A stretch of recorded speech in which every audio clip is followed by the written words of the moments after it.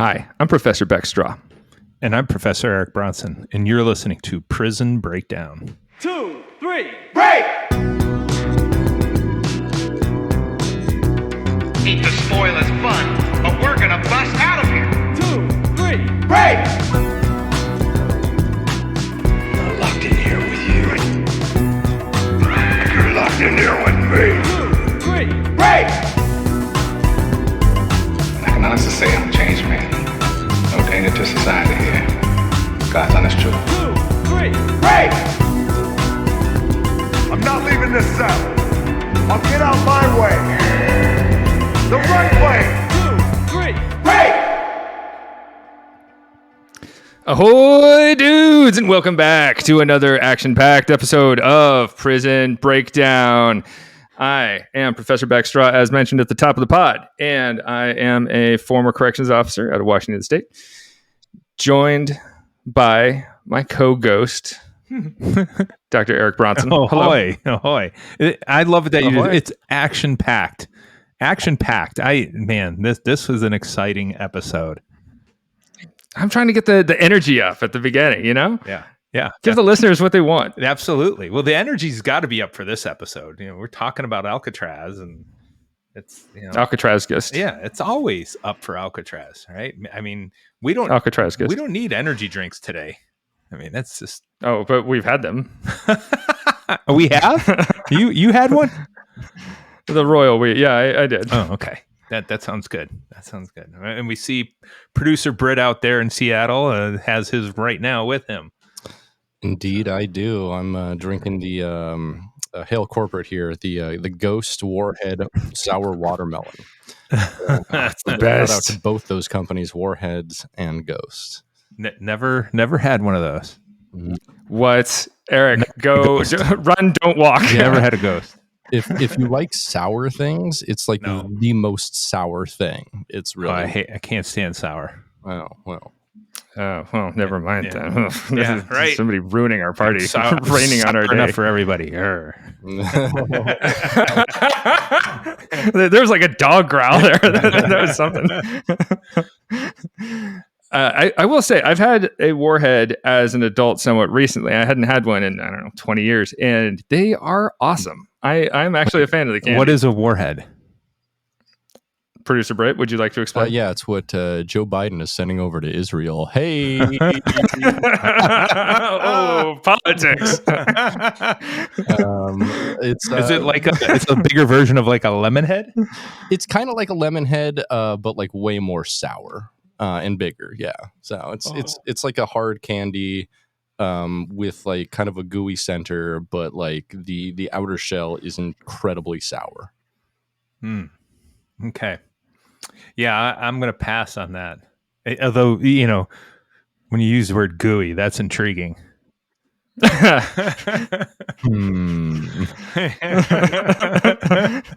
Personally, it makes me less likely to try an energy drink. Oh, no. I got to find. That's what we need to come up with our own energy drink line is gooey energy drinks. Kids will go nuts. Yuck, dude. They'll go nuts. Taste the slime. Oh yeah, maybe like an energy shot, like a candy that is also an energy candy. Yeah. And just, we can come up with all kinds of the filthiest energy drink on the market. That's us. Yeah, they'll love it. How do you all? Kids will love it. How do you all feel about the 5-hour energy? How do we feel as a podcast about this? I do not support. It's too much. I've never had one. I need more than 5 hours. That's not enough. I live a sheltered life, so I've never tried one. They're not strong enough for Brit, so I think we're passing on it. Well, how do you feel about it? I'm mid. I want more than 5 hours too. I want something that's going to make me feel like my skin is crawling if I'm not in action. No, I would say, addicted to Bang energy drinks there for a while. Addicted, you say? Oh, absolutely. I was having 2 a day. That's yeah. Jesus. Bang is incredibly powerful. That's like an energy drink I won't drink because it sets me off. Like it's too much energy in a drink. Yeah, it was. So I'd have one before the workout, and then I'd have one the rest of the day, and it was. And then the boss, she showed me some pictures of research from what energy drinks do to kidneys. I stopped. Tell me, Eric, what do they do to kidneys? I don't know the specific terms, but it made it look like a kidney sliced in half looked like pomegranate. It was nasty. Oh. Yeah, and it's not good. So I'm on like a 1 bang a month habit now. It's kind of like my treat. Just slowly dole that bang out over a month, sip by sip. But what's your favorite? What's your favorite energy drink there? Ooh, I've been playing around with Celsius lately, trying those out. I don't know that I have a favorite. I'm more of a I see the utility in this, and it gives me something that a coffee does not. Mm-hmm. Mm-hmm. But I will say I highly endorse that Ghost Hill corporate. Yeah. Well, now that we're out of that corporate world, can we talk a little bit about the news that's hot off the razor wire? Hit me. Fresh news, hot off the razor wire. Oh, Professor Strah, you are going to love today's news because we're combining two of my favorite things in just life: prisons and weather. Oh, I was like, we've managed to get past the weather without Eric even mentioning it, and I was so wrong. Yeah, no, it's in the news. So, what we've got going on in Texas, we have former prisoners describe suffocating heat in Texas lockups as they plead for air conditioning. So there are several states across the South that do not have air conditioning, Texas being one of them. And I can tell you, just because my family's down there right now, that the temperatures in the Panhandle this week have been up above 100 degrees. So describing Texas prisons as so hot that inmates would cool off by splashing themselves with toilet water or faking suicide attempts to get moved to cooler medical areas, advocates on Tuesday asked a federal judge to declare the state's prisons system's lack of air conditioning as unconstitutional, cruel, and unusual punishment in an article, according to the Associated Press. Tuesday began a multi-day hearing in a lawsuit that seeks to force Texas to fully air condition a prison system that houses more than 130,000 inmates, but has full AC in only about a third of its 100 prisons. The rest have partial or no air conditioning. Well, I can tell you, in all the prisons throughout Texas, the admin buildings and the support buildings have air conditioning, but naturally, of course. Inmate advocacy groups allege that temperatures inside can push above 120 degrees, and that the extreme heat has led to hundreds of inmates' deaths in recent years. They want U.S. District Court Judge Robert Pittman to require Texas to maintain temperatures in prison housing and occupied areas between 65 and 85 degrees, the same temperature range required by law in county jails. All right, so there's already a law exists that applies to county jails, but not to prisons. Texas is not alone in facing lawsuits over dangerous hot prisons. Cases have also been filed in Louisiana and New Mexico. One filed last week in Georgia alleged an inmate died in July 2023 after he was left in an outdoor cell for hours without water, shade, or ice. So, what are your thoughts on air-conditioned prisons throughout the South? Too expensive. Like, no, but for real, it looks like I'm no attorney, but it looks like it would be in clear violation of the 8th Amendment as cruel and unusual punishment. This is not anything that is coming to people in the course of their punishment. Like, they should not be treated this way. Yeah. This is inhumane. Right. This is terrible. You wouldn't do this to like your dog. Like you're not allowed to leave like a kid or a dog in a hot car. Like this is you're forcing inmates to be in that hot car, but as like a condition of their living, that sucks.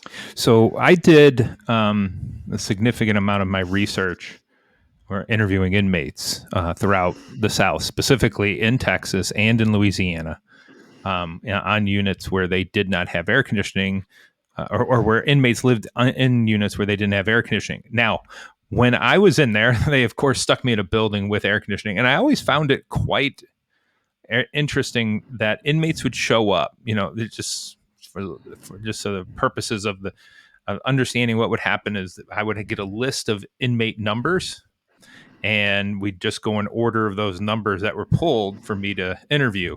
They would wait outside the building, and what they would do, the inmates had no clue what was going on. They just told them to show up outside this building. And so there'd be a line of like 4 of them outside, and they'd stand there all day until they got interviewed. Some of them would come in, find out what it is, and say, no, I don't want to be in here because it's air conditioned, because they felt like it would shock. Going into the air conditioning shocks them, that they try their best to stay used to the hot temperatures inside that prison that they were living in. So they didn't want to go into places like the admin building or the health center to see the doctors and the nurses.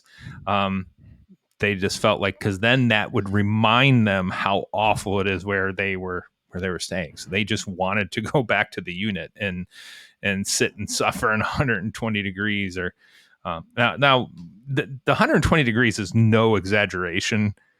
People may, that they're just when it's 108 degrees outside, and the heat index is 115, that can drive up the temperatures inside those places very quickly. It's just Your concrete and steel building is going to retain a lot of that heat. Exactly, and it's not like it's gonna cool off at night. Cool off to 95? Yeah. Oh, what a delight! Just imagine trying to sleep in 95 degrees. It would be incredibly difficult. Right. Well, I do remember bringing it up to someone there at the prison. And now, again, this is in the Panhandle, so it's the High Plains Desert. All right, so it's very dry. And I did hear from someone who was at least a captain, maybe a major. And I said, wow, they don't have any air conditioning. And they said, well, yeah, it's hot, but it's a dry heat. What? Oh yeah, it's fine. But so then at least it's not humid, right? So I go to the prisons down there in Beaumont or over in Louisiana, where it is not a dry heat at all, and it's 95 degrees and 85% humidity, and just where inanimate objects are sweating. And they still don't have air conditioning. It'd be fun if you ask them about it and they go, "Oh, well, at least it's not a dry heat." yeah. It's not the heat that bothers you; it's the humidity. Yeah, there's plenty of that. Exactly. There's plenty of that humidity. So, it's disgusting. You can make it an issue of affordability, but if that's the case, maybe we look to let some people out. Yeah. We seek to decarcerate some people who are there on lower level offenses and go for some kind of like home confinement rather than keep them in prison. And that way we can have fewer prisons, smaller prisons, which is also, these are things that are hard to do with correctional officer unions. But here's the other thing is that, we might be saving money by not air conditioning, these institutions or in the cell blocks, whatever we want to call them. All right. But at what cost? We got humans that are dying because they're heat stroke. We also are going to have the cost of these lawsuits and paying out from that. It's just something that we shouldn't be allowing them to do. But then, of course, we have the people who supported Sheriff Joe out there in Arizona with the tent jail. If our troops can do it in the Mideast or in the Middle East, then our inmates should be able to do it in the southern part of the U.S. So I bet there's like some shithead pencil pusher somewhere who's like run the numbers and figured out, okay, it's actually cheaper for us to pay out to these families in lawsuits than it is to just install air conditioning in these places, like with the Ford Pinto, where Ford figured it's the Pinto case, right? Right. So Ford figured out that, oh, okay, it's actually cheaper to just deal with these lawsuits of deaths rather than do a recall and fix the issue that is inherent to these Pintos. That's causing these deaths. Yeah. And it is, it's a gross idea. Yeah, it definitely is. But I'm sure there's enough people in society. I'm sure there's enough people in society that are just like, hey, you know what? Let them suffer. They committed the crime. They're being punished. It's not supposed to be nice. Sure. Especially a place with the politics of Texas, of get tough on crime, law and order, et cetera, et cetera. That is not helping the problem. It is not addressing the root issue. It's not doing anything helpful. No. So that is the news, hot off the razor wire for this podcast. So I'm ready to turn this over to you, my friend. All right, let's get to it. It's time for the main event. Today, we are going to be talking about some notable Alcatraz inmates. Last time, we went over the history of Alcatraz. Eric is currently putting in his retainer. Sorry, I apologize. Now that I'm done with the news, I can, enhance my list a little bit more. The podcast listeners demand this. They want to know my teeth are straight. I want to know your teeth are straight too. Thank you. This is a straight-toothed podcast. Now, in examining some notable Alcatraz inmates, as we talked about last time, Alcatraz was known for the expression that got thrown around a lot was the worst of the worst in some of the literature and some of the websites I was reading to gather some of the history. Now, Robert Strah, the Birdman of Alcatraz, is our first stop here. Last time, producer Britt watched the film Birdman of Alcatraz. And so let's give a little background on the Birdman himself. His name was Robert Stroud, and he was born in 1890. Prior to going to prison, he was working as a pimp in Juneau, Alaska. And at age 19, in 1909, Mr. Stroud gets in a fight over payment for one of his working girls, and he ends up killing a guy. He does 12 years in Washington State in a prison there. He's a difficult inmate to manage there. He's violent. He's threatening. And he's constantly in trouble. So they transfer him to Leavenworth Prison in Kansas in 1916. In Leavenworth, he's trying to do a little better. He's taking some university courses. But as we know, all good things must end. Robert Stroud gets into an altercation with a corrections officer after he's denied a visit with his brother. And he stabs the corrections officer to death in front of over 1,000 inmates in the mess hall. So you've got plenty of witnesses. He gets tried, he gets convicted for it, and he's given the death penalty as a result. Now, President Woodrow Wilson commuted his sentence to life in prison, but said he should be kept in solitary. So the man is stuck in solitary for years and years and years and takes it upon himself to start studying ornithology. Like if you are stuck in solitary confinement, you don't have a lot going on, but maybe sometimes you get a window, you can look outside, you can look at the birds. That's one of those things that I do find quite interesting is the field that he selected to study, because even if you have a window, it's not much of one. You got a pretty small window. And then what's the likelihood that any of these birds that you've been studying are actually going to perch anywhere you can see them or fly by or whatever? So it's very interesting that that's what he selected to go, into his little field of study there. Agreed. Producer Britt, can you shed any more light on this in terms of his selection of ornithology? I mean, it was just birds that showed up to the prison. He wasn't like going out and like looking for specific birds or anything. It was just like bird got injured in the prison, he heals it and lets it go back. And, he wasn't like incredibly involved in like finding like different new species or anything. He just kind of used whatever came to him. Interesting. So it was more of convenience, whatever's showing up. Yeah. And I think about if you're put in solitary, there's nothing going on in your cell. There's barely any, like you can't see anything going on outside your cell. This might be like an exciting event, just seeing a bird a couple times a day. which is a crazy thing to think about. Seeing a bird is not that exciting to me. I want to understand people who are into bird watching. I have never quite gotten it myself. Sometimes I'll be like, oh, wow, that's a pretty bird. But If you would see my bird feeder set up, you would shit yourself. and then next time I'm over, you got to show me this bird feeder setup. Are you a bird man? Oh, it's phenomenal. There are times I've got 11 birds on one little stand. We got birdsman, sunflower seeds out there. I've got blue jays, cardinals, chickadees, wrens. Oh yeah, it's full of all kinds of birds. It's phenomenal. Now that I'm old, that's exciting. It is like a hobby of the old. Yeah, it's definitely. I've got the bird feeder out one window, and I got the other. I got the view down to the water, and the other where I get to see the seagulls. It's wow. Days don't get any more exciting than that, right? You're the Birdman of Portsmouth. Wait, the Birdman of Aquidneck. Make it sound like yeah. Go with the island name. I like that better. All right, you're the Birdman of Aquidneck.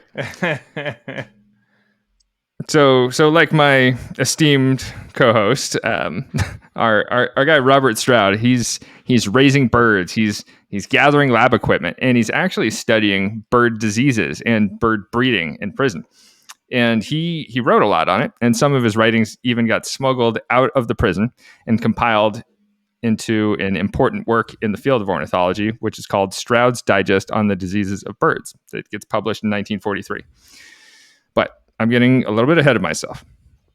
Stroud gets moved to Alcatraz in 1942.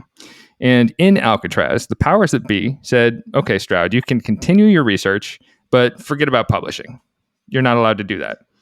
But as we know, his writings get smuggled out of the prison. But he's an inmate, and he's supposed to abide by the rules, so he says, no problem, and then gets it smuggled out anyway. Stroud spends 17 years in Alcatraz. 6 of those are in segregation, and 11 of those are in the prison hospital. And because he's in poor health, in 1959, he gets pushed over to the Medical Center for Federal Prisoners in Springfield, Missouri, where he spends the last 4 years of his life. One interesting fact about him, the movie Birdman of Alcatraz actually came out in his lifetime. He died in 1963, I believe, and the movie came out in 1962. But he never got to see the film because of his incarceration, that would be a total bummer to have a movie come out about you and you never get to see it. Like even Bronson got to see the Bronson movie, I think, didn't he? That's right. Sure as hell did. But yeah, I mean, you think about it, this movie's been made, published, but sure as hell would be nice that you're able to see what the heck the movie's about, and it's been great for us to hear from him about the inaccuracies in the movie, because we know Hollywood does a great job of changing things up to make either more exciting or sexier, whatever it might be. Yeah. Well, when producer Britt watched Birdman of Alcatraz, it doesn't sound like it was made sexier. It sounds like maybe it was just as slow as his life actually was. It could be. Yeah, I'm glad they didn't sexy that up. Like, a men's prison isn't the greatest place to sexy up a movie. Oh, it definitely is. Come on. No, they could have made it a couple fights or something. I don't know. Throw in something like that. Make it interesting. Let me ask you this, Britt. Do you think that the movie did a good job of showing when we in the United States move inmates from one place to the next, we don't give them any warning. We go in bright and early, wake them up, tell them to pack all their stuff up, and that's all they know. That way they're not able to plan some type of escape. Mm-hmm. Supposedly the stories behind the Birdman when he got shipped out of Leavenworth was that they gave him almost no time to pack, nor was he able to prepare the birds for his departure. So, here's somebody who's taking care of these birds, and all of a sudden he's gone. And I guess he threw a little bit of a of a hissy fit being sent out, and they allowed his brother to take care of the birds that were remaining in Leavenworth. And I didn't know if the movie did much of a, gave that much credit. Yeah, I don't really. It didn't really focus on that too much. See, that's some drama. There's something. There's heartache. They pulled them away from his birds at Leavenworth and shipped them off, and they didn't give him time to take care of the birds. Don't you think that would have sexied it up a little bit? Showing the heartbreak with the birds. They could have had a bird there crying.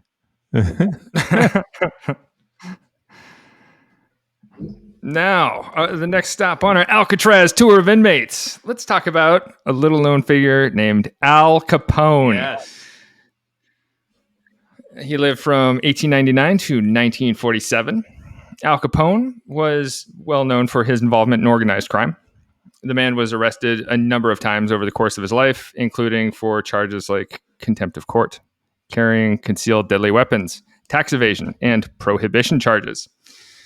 Now, prior to his stay in Alcatraz, he was doing time on tax evasion charges in a federal prison in Atlanta in 1934 when he was transferred to Alcatraz. And this was just a few months after Alcatraz opened. Historical evidence suggests that Al Capone's time in Alcatraz was actually fairly humble. Capone studied music and composition. He read a lot of news and gardening materials, and he stuck to his chores in the prison, which included sweeping and mopping the hallways and working in the prison laundry, which are fairly typical jobs that people would have in a prison. It's notable that Al Capone had actually stopped his education all the way back in the 7th grade. He was actually expelled from school in middle school. His teacher hit him, and so he hit her back, so he gets expelled. But in prison, he picks back up his education. He shows an interest in reading, and he subscribed to a number of publications that are delivered to him there. And some Capone historians think that sending him to Alcatraz was actually a PR move by the government. As I've mentioned already in this podcast, part of the branding of Alcatraz is, look, we have the worst of the worst. Remember Capone? We think he's a bad guy. He's here now. And so it was like a PR move for like, hey, let's send the most notorious criminal in America to our prison. He can become the poster boy for us. And so from his studies, Al Capone got the idea of starting a band with other inmates. And he lobbied the warden for a year before the warden relented. And Al Capone and his inmate band were put together and allowed to practice for 20 minutes each day. Does anyone have a guess on what instrument Al Capone played? Seems like a trombone guy. Oh, that's a good guess.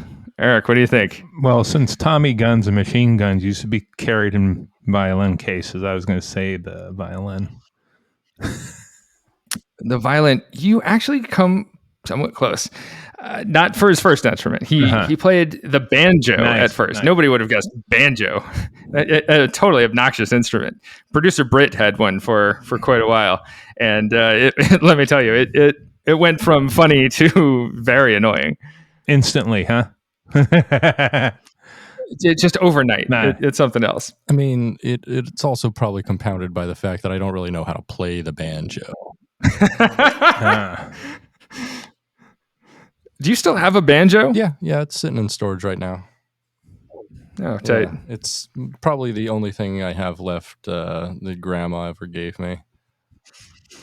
Except, no, actually, I take that back. I still have a tube of toothpaste that expired in 2010 that she gave me. Oh, nice. Do you still have there was a Snapple Rain variation that she had given you? That finally got tossed, unfortunately. That is too bad. It was vintage. Yeah, like a fine wine, this Snapple. So Al Capone played the banjo at first, and he later subbed it out for the mandola, which is an instrument similar to the mandolin, which probably, I was saying close enough with Britt's guess of violin. I don't think it's that close, but I'll give you credit. Now, Al Capone wrote at least one song himself, which I'd like to hear what that song is. And he learned over 500 songs during his time in prison. He was particularly fond of learning show tunes. Now, let me put it out there to you two. What all-star offender lineup would you like to see in a prison band? Oh boy. I would like to see like a BTK killer on bass, but I want the bass guitar to be strung with like barbed wire. Well, that'd be cool. I was gonna say Jeffrey Dahmer on the drums. Because I mean, isn't drums like isn't that hitting the skins? Yes. So you think? Yeah. All right. No, we're not even going to much deeper into that. I think it's. Producer Britt, what do you think? I'm just trying to think of like famous like people who actually like went to jail, and I'm coming up empty. Like they're all like like serial killers and stuff like that.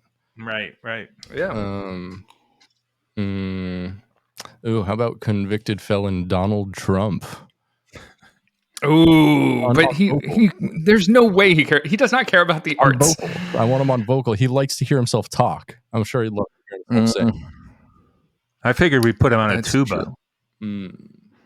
Since he's such a damn blowhard. So, he was in a prison band. Another interesting caveat of Al Capone's time in Alcatraz was his medical issues. You see, Al Capone had been dealing with untreated syphilis for years by the time he got there, and he was beyond the point of being amenable to any kind of cure. And prison doctors tried an experimental treatment on him where they injected him with malaria. The whole idea was, what if we raise his temperature so high that it kills the syphilis? Any guesses on how this worked out? I can't see it going well. I mean, it has to. Yeah. That was back in the days of when they were really experimenting with medical science. Like, well, let's just see what happens if we do this. And here were some prisoners that would try things. So yeah. I believe it was physician Henry Heimlich, known for the Heimlich maneuver, who actually tried the same thing with, I want to say it was HIV or AIDS, where he said, let's inject people with malaria to see if it kills this other virus, and instead it just like kills people. Yeah. It's such a weird, bad strategy. So anyway, as you might guess, it almost killed him, and the doctors tried it twice.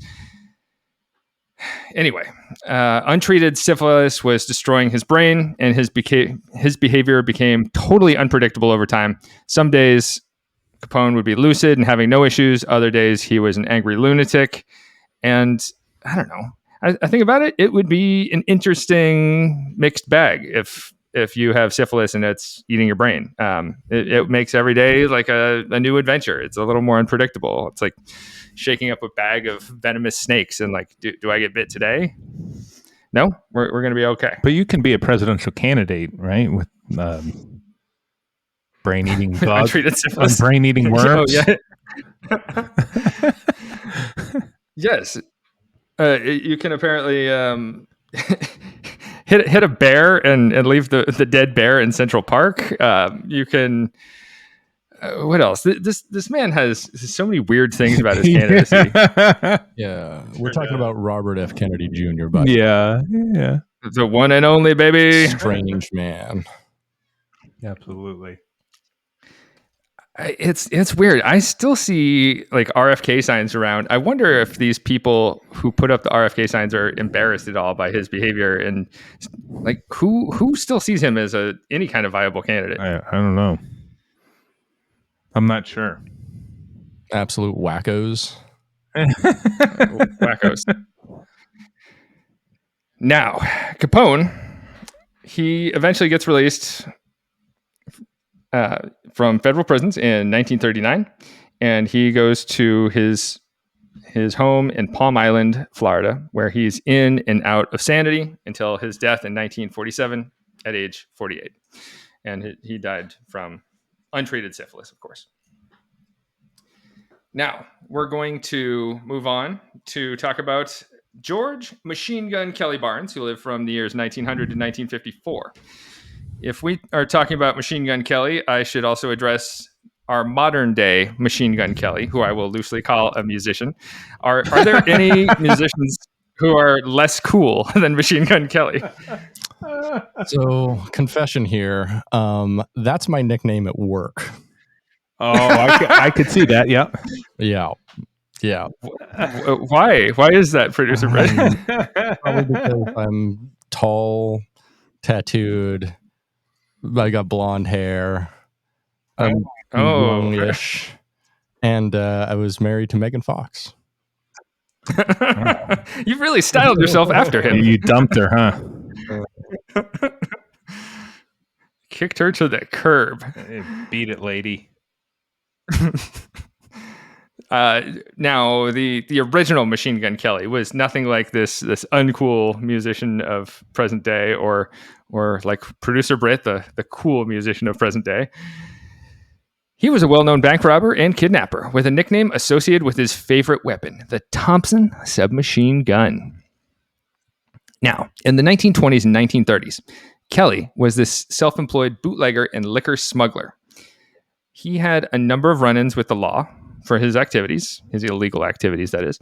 And he eventually changed his name from George Kelly Barnes to George R. Kelly. And back in those times, it was something that you could do to get the heat off of you. He's too hot. Police are. That's the first person who's gotten the heat off of him by changing his name to R. Kelly.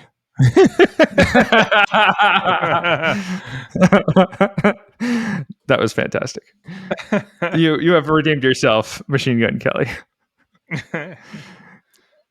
So Machine Gun Kelly moves around the country, doing some bootlegging work, serving some smaller sentences until 1929, when he moves to Oklahoma City and he starts working with a bootlegger named Steve Anderson. George, or Machine Gun Kelly, he quickly falls for Steve Anderson's mistress named Catherine Thorne, she'd come from this family full of outlaws. The two of them become very close. They get married the next year. And I should mention Machine Gun Kelly, George Kelly, he had been really small time until he met Thorne. She was the one who bought him a machine gun. She told him to practice. He had no real interest in weapons up to that point. And it's believed that Catherine Thorne, his wife, did a lot of this like marketing and branding of him, where she spread his name and she would pass around these used gun magazines as keepsakes. Oh, this was used by my husband, Machine Gun Kelly. So she cultivates his brand and she works with him to pull off some bank robberies in the South.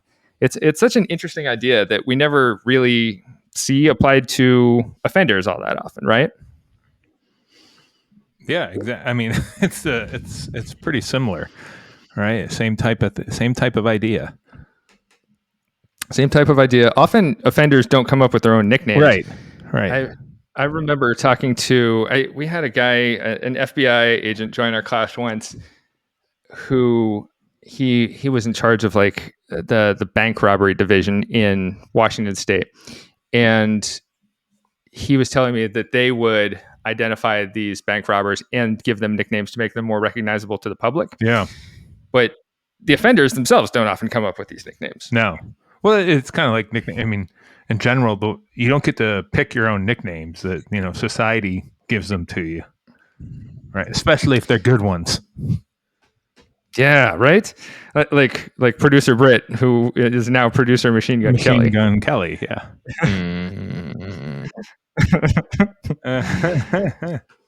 So, old MGK, Machine Gun Kelly, what finally sends him away? Catherine and George, they put together this plot to kidnap an oil magnate named Charles Urschel in July of 1933. And they work together with a couple of other guys, and they roll into Charles Urschel's mansion. And they're armed. They grab Urschel and one of his friends, who they robbed and left on the side of a deserted road. And they drove out to a ranch in rural Texas. And they send out all these demands for a $200,000 ransom. The Urschel family says, yes, we'll do whatever you want. They pay out the ransom after 8 days. And the kidnappers drop off their hostage in Oklahoma near a restaurant where he can call for a cab. Now, Charles Urschel, the oil magnate, he was oddly smart about this kidnapping. and he put his hands over all these areas where he's able to leave fingerprints. And when he was blindfolded, he kept note of nearby sounds. And the FBI is able to use these clues and kind of figure out where this rural ranch was. And they raid the ranch and they catch one of the co-conspirators pretty quickly. And they set out looking for the others. Meanwhile, George and Catherine, they quickly get out of Oklahoma. They go over to Chicago and to Memphis. But the FBI was tracking the bills that they used in their payment, and they're able to follow the trail of Machine Gun Kelly and his wife. And they're staying with a friend in Memphis when the feds roll up and surround the house. Machine Gun Kelly is hungover, Catherine is sleeping, and they surrendered immediately. Notably, Kelly surrenders using the phrase, "G-men, please don't shoot." That's apparently his famous quote that's attributed to him. Have either of you ever heard that before? No, I have not. No. That G-men, please don't shoot. Maybe more people need to use that in society. Yeah, maybe cops would shoot less people if people just said, "G-men, please don't shoot." Yeah. Now, the two get convicted at trial. They both get life sentences. Kelly gets sent to Leavenworth in Kansas, while Catherine ends up doing time in a federal prison in Cincinnati, Ohio. I said she ends up doing time at a federal prison in Cincinnati, Ohio. Well, you do know where he was born, right? Tell me, where was he born? He was born in Cleveland, Ohio. Wow. And though your twin producer, Britt Machine Gun Kelly, was born in Houston, he bases his whole musical organization out of Cleveland, Ohio.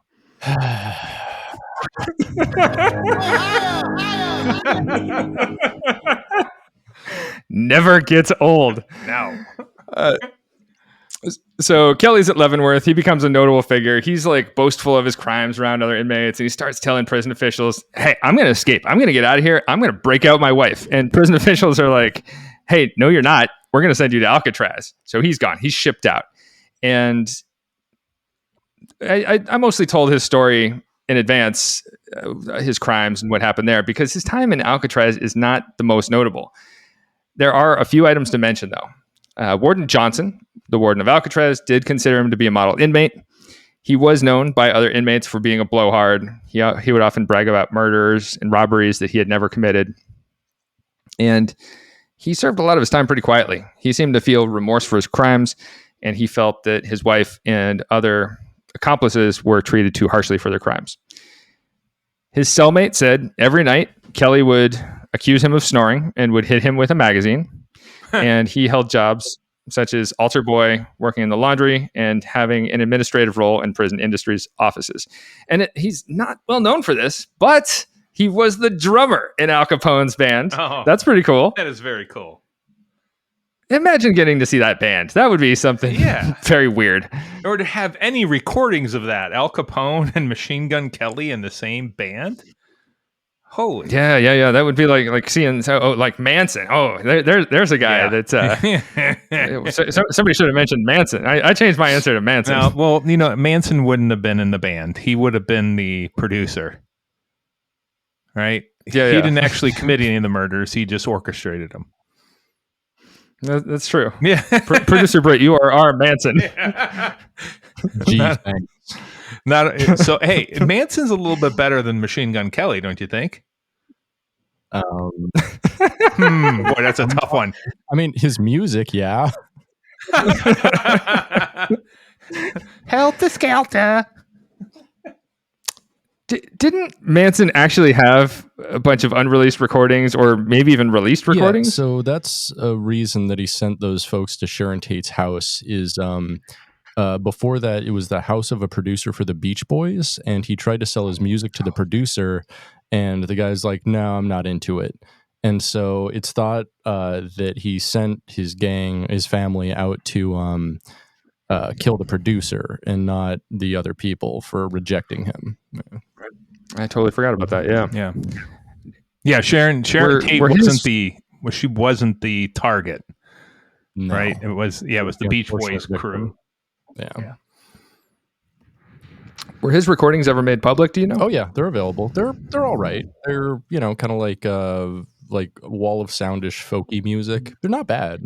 He wasn't a bad musician or songwriter. He wasn't great. Definitely not on like the Beach Boys level, but it's fine. It's weird to think of, but I'm sure there are people out there who have had Charles Manson as like their favorite musician at some point. Weird girls. yeah, that's true. That's who their number one artist is on Spotify. Yeah, right. The Manson Family Band. Imagine Yes. your Spotify yearly wrap up, and it's like, you are Charles Manson's biggest fan. You're 1% of Charles Manson fans. Yeah, I always, one thing that always weirds me out, that we should do a future episode on, is the fanboy or fangirling that people do for like serial killers, and how some of them end up getting married in prison. They get all these letters from people. People will come in and visit them. Charles Manson, I believe he was married to a young lady before the end of his life, and like somebody who he had met through like mail correspondence or visits or the chapel or something like that. And the whole thing's very odd. It is, but it's a very common theme. So, but one thing I did just look up: Charles Manson and his music are available on Apple Music. Whoa. Yeah. Maybe we should do an episode on the music of Charles Manson. Well, the third song, "Cease to Exist." Oh, cool. Yeah. All right. Let's get back to our boy MGK. His time in Alcatraz is not that notable. He gets returned to Leavenworth in 1951. He's been this model inmate for long enough, and he dies of a heart attack in 1954 on his 59th birthday. And his wife, Catherine, finally does get released from prison in 1958, and she moves to Oklahoma and ends up working at a hospital doing some bookkeeping. And that is the story of Machine Gun Kelly. Our last two are going to be a couple of gentlemen, as I will loosely use the term, who were interrelated in their gangs. The first is Arthur, known as Doc Barker. You ever hear of Doc Barker, either of you? The son of Ma Barker? The son of Ma Barker. The Barker Karpis. Noted member of... Yeah, the Barker Karpis gang? Yes, Yeah. Before the Barker Karpis gang, Yes. they were actually known as the Ma Barker gang. Yeah. It was run by this matriarch named Arizona Ma Barker, which was Arthur's mother. And other members in this gang included his brothers, Herman and Fred. Interestingly, the DuckTales antagonists, the Beagle Boys, were based on the Barker gang, including Ma Beagle. She was like Ma Barker. That's hilarious. I I really love that, especially since their name is Barker and they made them dogs. That's perfect. Yeah, exactly. Yes. Right? I saw that and I was like, this is way too fun of a fact not to include. That's fantastic. I, however, though, am a much bigger fan of, the other part of that gang, Creepy Karpis. Oh, I will get to him in just a moment. Okay. So I'm sorry. Let's go back. But Creepy Karpis is one of my favorites. Oh, yeah. So Creepy Karpis will be our last stop on this train ride of Alcatraz. So, Ma Barker gang. The dad, George Barker, he was never involved in the gang. He's like left in the dust by Ma Barker at some point in the 1920s. And the Barker gang, they're active in the 1920s and 1930s across the United States. They're going from Minnesota to Texas, and they're involved in bank robberies, stealing cars, armed robberies, kidnapping, murder. They do it all. They're jacks of all trades. And Doc Barker, he's in and out of prison for a lot of his life, starting in 1918. And his sentence to Alcatraz had followed some 1930s bank robberies, where he had been involved in the murder of both police and civilians, and he was involved with a few high-profile kidnappings. In 1935, we see the Ma Barker gang broken up when Ma and his brother Fred are killed by police. Doc and Alvin Karpis, they join together to create the Barker Karpis gang, this guy, Creepy Karpis, that Bronson just mentioned. And Doc and Alvin Karpis both get caught in 1936. He was initially sentenced to Leavenworth Penitentiary in Kansas, and he quickly gets moved over to Alcatraz. Something I thought was interesting about the Barker gang.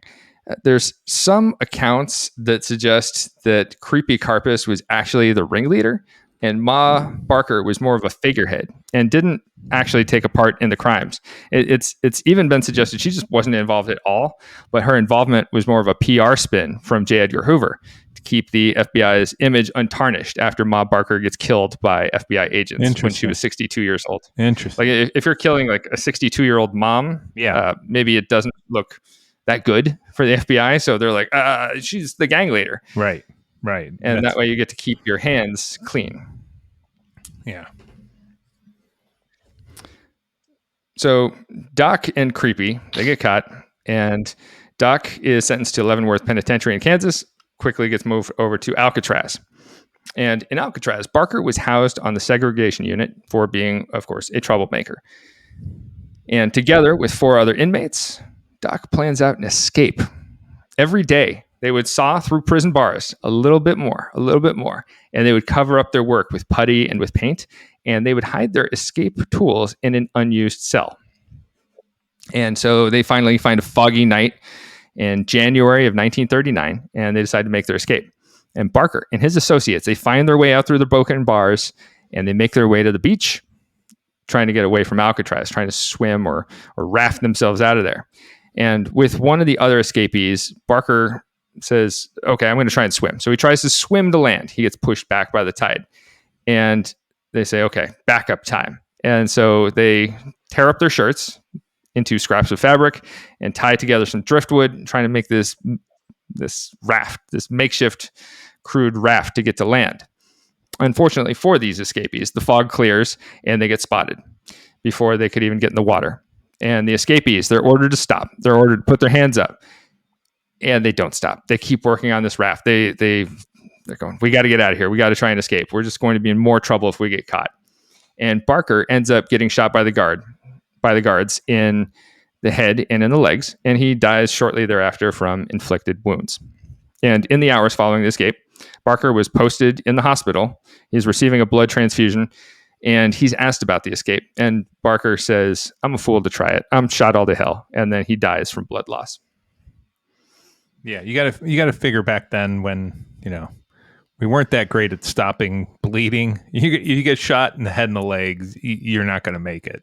But it's interesting they got a quote out of him. You got to wonder if that really came out of his mouth or if somebody just said, oh, yeah, he said it and we're just going to print it. And he never actually did. Yeah, exactly. I love quotes like that. I'm a fool to try it. I'm shot all to hell. That's a great last words. Yeah. Those are good ones. Now we get to Eric's guy, Creepy, his favorite criminal. And do you know why he's nicknamed Creepy? The thing that I don't know. I have a real affinity for that whole, Depression era gangster. I think they were, it's kind of like pirates are today, right? We have kids dressing up as pirates, right? Real life pirates are horrible people. They steal, they rape, all this horrible stuff, and yet we've got Disney making movies about them, and it's we got kids wearing their outfits for Halloween. Well, there's that same type of thing that I think existed in the 70s and 80s for that whole Depression era criminal / gangster, and he, I think, was one of the last well-known, gangsters from that era where they, when today's world where all these people who would rob banks would, they're going to do everything they can to disguise themselves, where these guys would disguise themselves and write their name on the wall while they're doing it and say their name as they're leaving and shoot off guns. just this brazen act of crime, and they ate it up. And you just kind of, that doesn't exist anymore. But it's there's also supposedly there's a connection between him and who we were just chatting about earlier, where he supposedly met with Charles Manson while he was incarcerated at McNeil Island. So there's just a lot to this guy, other than his creepy smile. Yeah, it's interesting. We tend to shine this more favorable light on the past, where we take this cultural imagery through like film, for example, and instead of being just a straight up antagonist, someone will get pictured more as like an anti-hero, right? And it's like a caricature of who they were or what they did, but I guess it is giving a more well-rounded picture of these individuals at the same time, where maybe they do have more complex interests and more complex feelings and wants and needs than just what we see through their heinous deeds, if you will. Yeah. And he was one of those that supposedly had his fingerprints removed so that he could be a better criminal and harder to detect by the FBI. And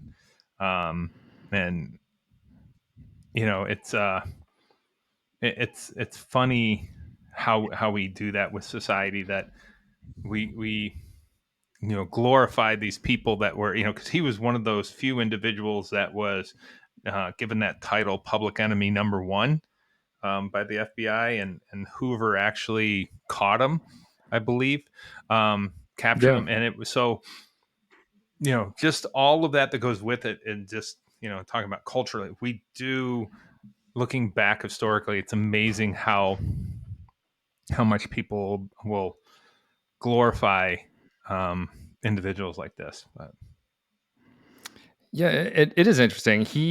His story in brief is he's nicknamed Creepy because he's just got this creepy smile, which that sucks that you're getting like a bad feature about yourself. I looked around, I can't find pictures of him smiling. His eyes were creepy as hell too. So I mean, it wasn't just a smile. It's his eyes were creepy as hell. Yeah. That's true. He's just a creepy looking dude, and he's a gang leader. He's a leader in the Barker Karpis gang after Ma Barker dies, or even potentially before that. People suggest he was like the brains of this gang, and there are some accounts that say he was a really intelligent dude. He even had a photographic memory, and he was well known amongst gangsters, and he was very notable of his time. One of his most notable crimes was an old-timey train robbery in Garrettsville, Ohio. Where was it? It was in Garrettsville.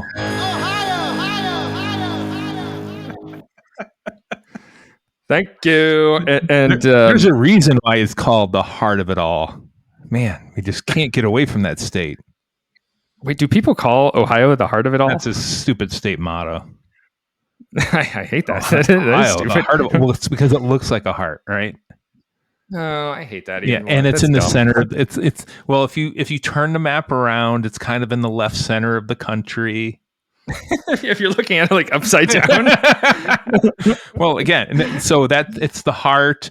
Michigan's that hand. It looks like the little glove. Florida, of course, looks like a penis.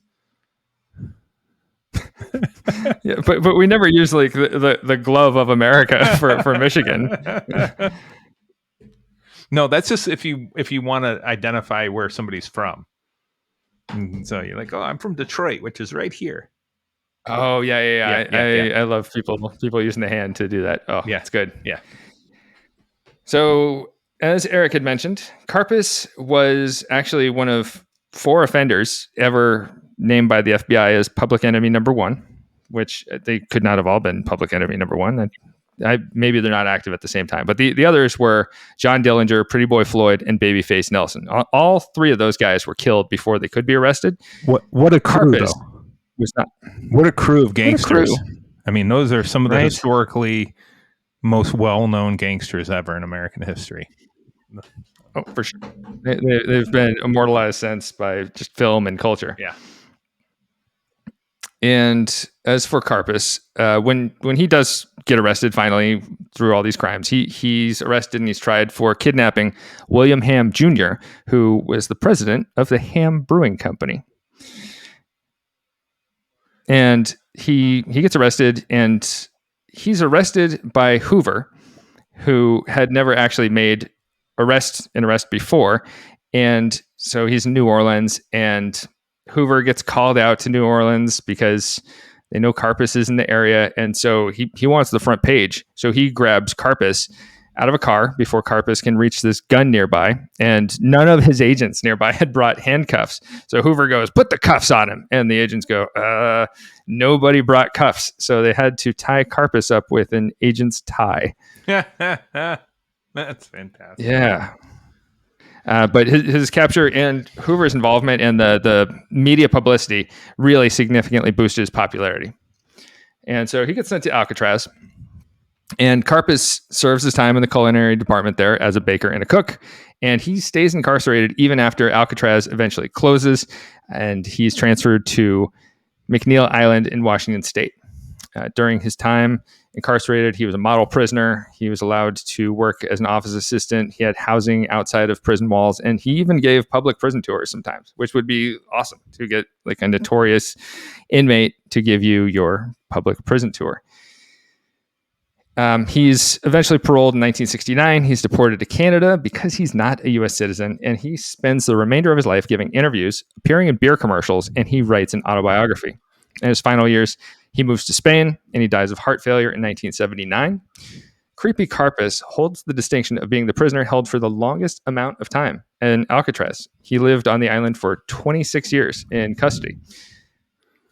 He appeared in beer commercials.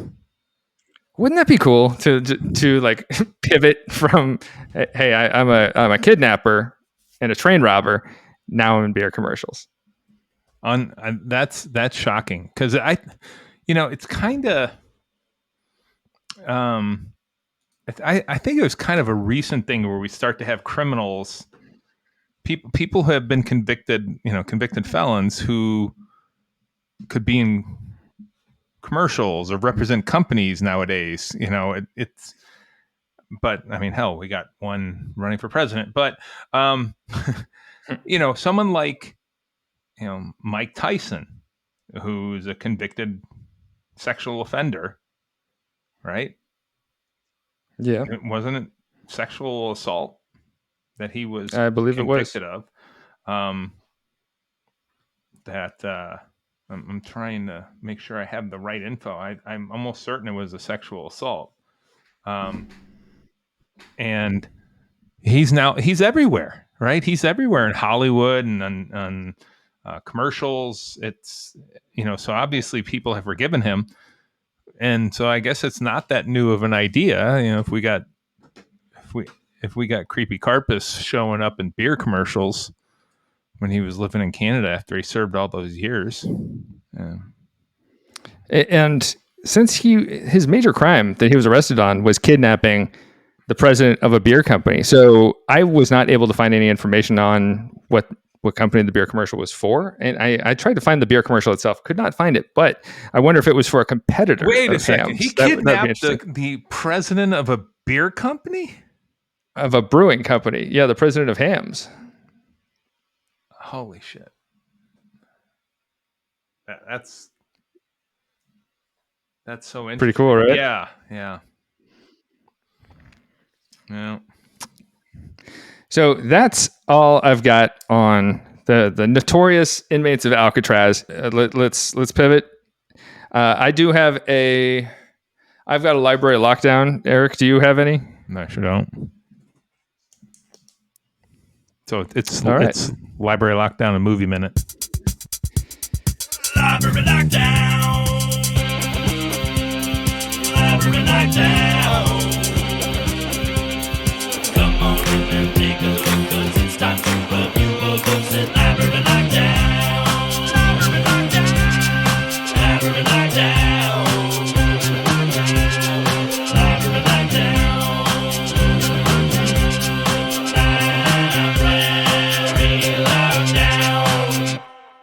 All right, it is time for Library Lockdown. The book today is The Jail by John Irwin.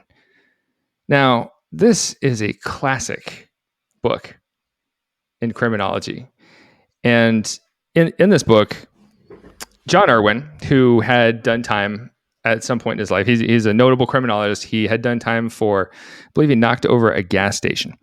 And he goes into a number of jails, and he writes about like the sociology of the jail and how the jail works. And he brings in a lot of notable sociology from other people like Irving Goffman to talk about these degradations and the experiences that people go through and what the common subcultures are like. I can't recommend this book highly enough for anyone interested in just wondering what is a jail like. This does it all. I was impressed all the way through, and his experience really shows here. He's a notable researcher, and I really like the style of his writing. He's got a notable way with words.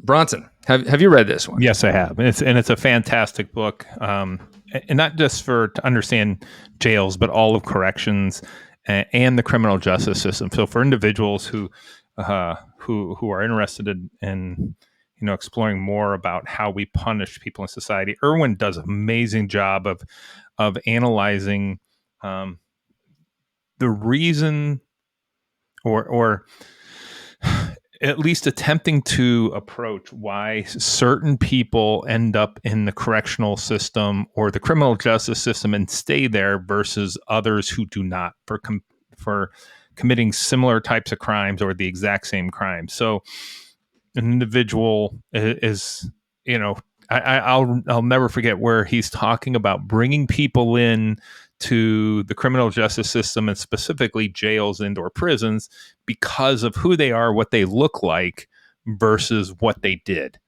And I think with the explosion of cell phones and cameras on the cell phones, we're seeing that more and more in society. It was, if we look at this book, going back to the mid 80s, that was just when the crack epidemic was really starting to take off, and we can see over the next 20 years the way the criminal justice system, because it's not just police, it's the criminal justice system as a whole, the differences in the way we treated individuals who had the exact same amount of crack versus cocaine, and the way the sentencing was different, the way the system responded.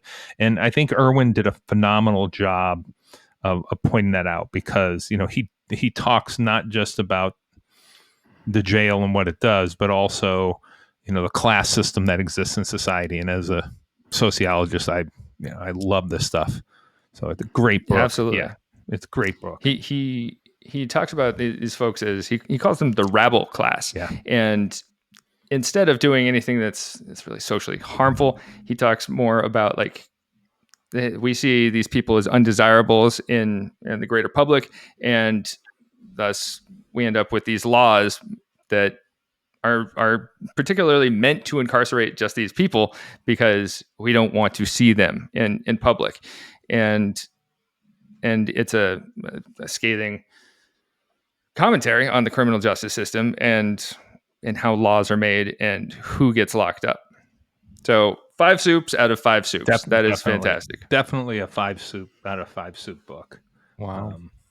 Did I ever tell you about the time when I was in my last year working on the PhD, and I went to ASC and was presenting, and he showed up? No, that would have been something else. I'll give you the quick version. It's great. So, I'm on a panel with 3 professors. I'm a grad student, so I am, already nervous. And Irwin shows up with his crew grad students who are following him around like a bunch of lost puppies. Okay, so wherever he moved around ASC, they were there. And so it was great. So he walks in, sits down, because the whole panel's about corrections, and so he wants to know about it. The first the first guy starts talking. The first presenter starts talking. He's going on and on. He's talking about his research he was doing, highly quantitative.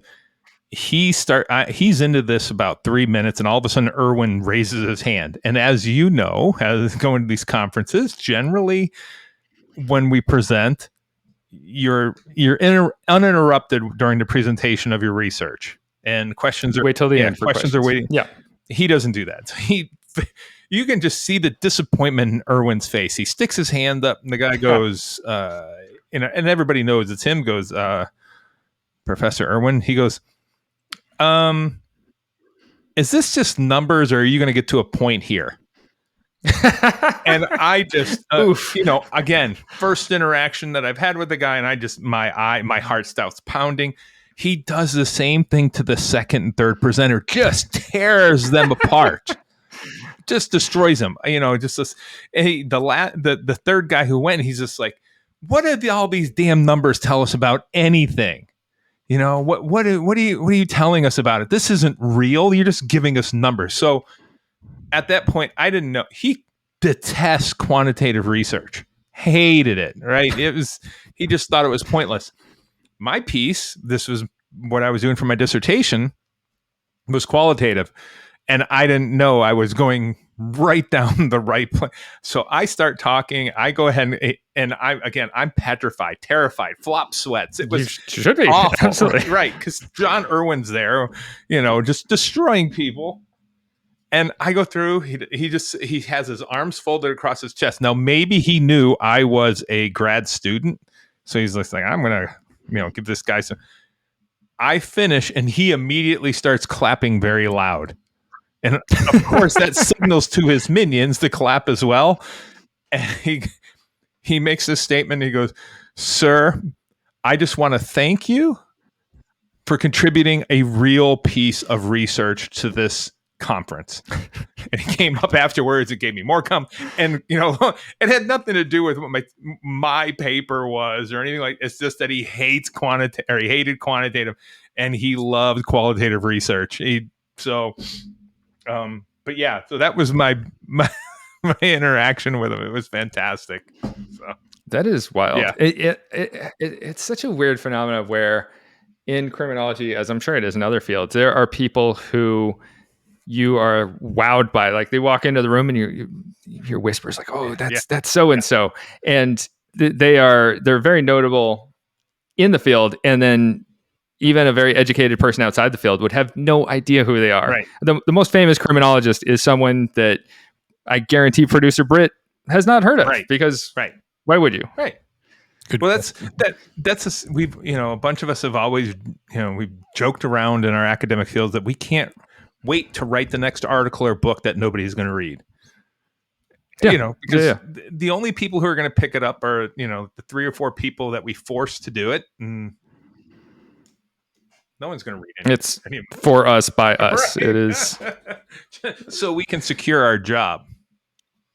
Yeah. And there's the argument that it is masturbatory, but every now and then we thankfully have that like we'll get our article or a book will get distilled down to a soundbite that is 2 sentences long, and that will get used to help implement policy. And you have to argue at the end of the day, maybe it's worth it for that. I wish there was more mainstream integration of science into every policy that gets put out there, but hopefully we'll see more of that in the future. Yeah. Now, shall we move on to everyone's favorite segment?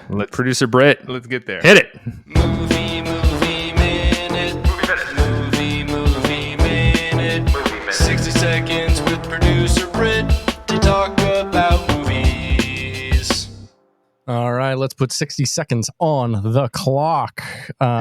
TikTok. So, last week, Judge Bronson here sentenced me to watch a film that I understand he watched as well at one point. 2020's The Haunting of Alcatraz. Holy shit, guys. I'm not going to mince any words here. This movie sucked. Yeah. In the 1930s, we start out with a man named Ed Woods, very on the head there. I think an homage to the director Ed Wood, as the director of this film is known perhaps as the modern Ed Wood. I forget his name, but I'm not going to give him any credit. So a man named Ed Woods in Alcatraz on D Block likes to draw. He's denied the ability, so he slits his throat with a pencil sharpener, killing himself. So he starts to haunt the D Block. 5 years later, a man named Charlie, who quotes an annoying amount of Shakespeare, is hired to be a clerk in D Block in order to get a trust fund promised to him by his father. He has to contend with a warden who hates him and has higher political ambitions, corrupt guards that are trying to kill him, a nurse he has a crush on, and, of course, ghosts. He's told to stay out of a mysterious and ominous cell number 13, but gets himself locked in when exploring the cell, where he meets the ghost of Ed Woods. The movie concludes with Charlie sticking it to the warden, the guards, and the ghosts.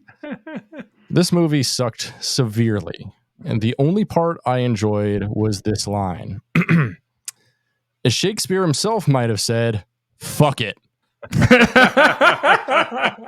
One soup. Yeah. Now, your description of this actually makes it sound interesting. What was not to like?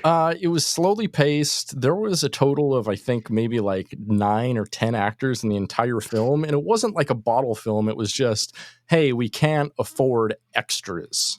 It was just incredibly low budget. It was poorly acted, incredibly poorly written, so much like filler dialogue. Like all of the Shakespeare stuff was just like filler.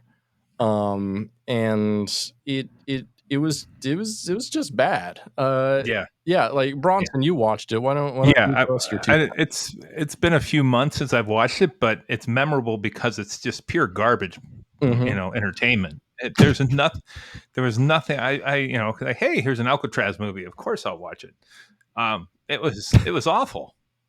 I mean, it was. I thought after watching it, again, I'm surprised I made it all the way through. I am too. I fell asleep last night and had to watch the rest of it this morning. And I was like dreading, like going through and being like, did I watch this part or did I just not care?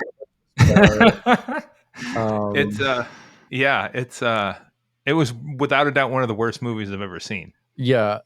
So the director of this film, I will give him some credit because he's terrible, is named Steve Lawson, and he's known by some as like the modern Ed Wood. On IMDb, his highest rated film out of 25 films he's directed since 1998, his highest rated film is a 5.6, which is a documentary. Of his feature films, the highest rated one gets a 4.1.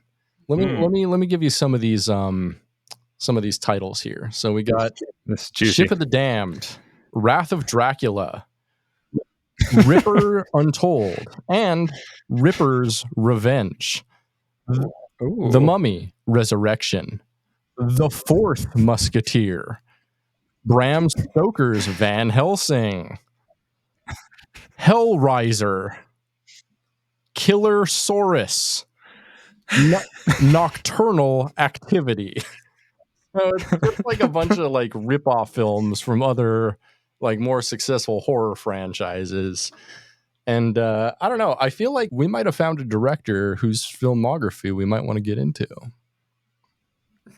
You hated this film. And it was awful. Oh yeah, you're it was so awful. Yeah. Well, we will definitely get to some of those because those sound amazing. I'm particularly interested in the Ripper Untold and Ripper's Revenge. I wonder if it's like movie and sequel. I have to assume. Yeah, one would hope. Oh yeah, that sounds like fun.